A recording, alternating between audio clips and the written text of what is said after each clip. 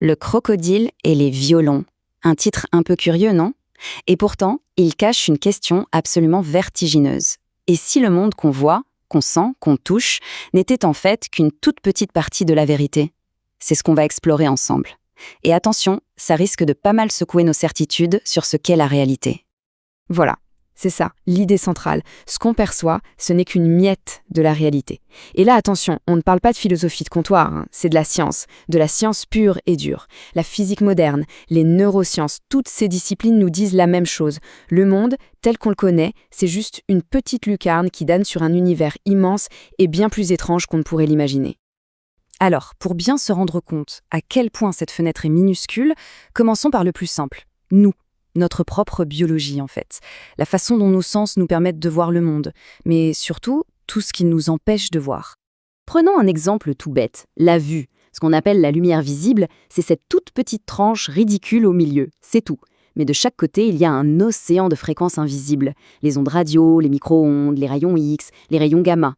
Tout ça nous traverse en permanence à chaque seconde, et pourtant nos yeux n'y voient absolument rien. On est complètement aveugle à la quasi-totalité du spectacle.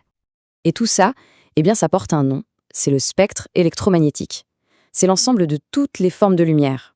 Alors quand on y pense, croire que la réalité s'arrête à ce que nos yeux nous montrent, c'est un peu comme essayer de comprendre l'océan en le regardant à travers une paille. Notre perception n'est pas juste limitée, elle est carrément microscopique. Bon, d'accord, nos sens nous cachent une grande partie du monde. Mais ça va encore plus loin. Ils nous trompent aussi sur ce qui nous semble le plus concret, le plus solide, la matière elle-même. La science nous a révélé une couche de la réalité qui est complètement déconcertante. Et là, on assiste à un choc frontal. D'un côté, notre expérience de tous les jours. Tout, absolument tout, nous crie que la matière, c'est solide. Cette table, ce mur, nos propres mains, c'est plein, c'est dur. Et de l'autre côté, on a la réalité de la physique quantique. Et elle nous dit l'exact opposé. Regardez ce chiffre. Laissez-le infuser une petite seconde. 99,9999%. C'est le pourcentage de vide dans un atome. L'atome, la brique de base de tout ce qu'on touche. Ça veut dire que cette solidité qu'on ressent, ce n'est qu'une illusion, le simple résultat de forces qui se repoussent. En fait, le monde qu'on pense si plein est un gigantesque vide avec juste quelques petites choses qui flottent dedans. Alors, face à un truc pareil, comment est-ce qu'on peut ne serait-ce qu'imaginer l'étendue de ce qu'on ignore ? C'est là qu'intervient notre fameuse analogie. Une image toute simple, mais incroyablement parlante. Suivons la logique. On imagine un crocodile. Ce crocodile n'a pas d'oreille pour percevoir les vibrations de l'air comme nous. Du coup, pour lui, le concept même de son n'existe tout simplement pas. Et si le son n'existe pas, alors la musique, c'est même pas la peine d'y penser, c'est totalement inconcevable. Et donc, évidemment, il ne lui viendra jamais à l'idée de fabriquer un violon. Vous voyez le truc ? Sa réalité à lui est complètement limitée, bornée par les sens qu'il possède. Et voilà la conclusion, aussi simple que percutante. Le crocodile, c'est nous. C'est exactement la même chose. Notre réalité est, elle aussi, totalement prisonnière de notre équipement sensoriel de base. On ne peut percevoir que ce que nos outils biologiques nous permettent de détecter. Point final.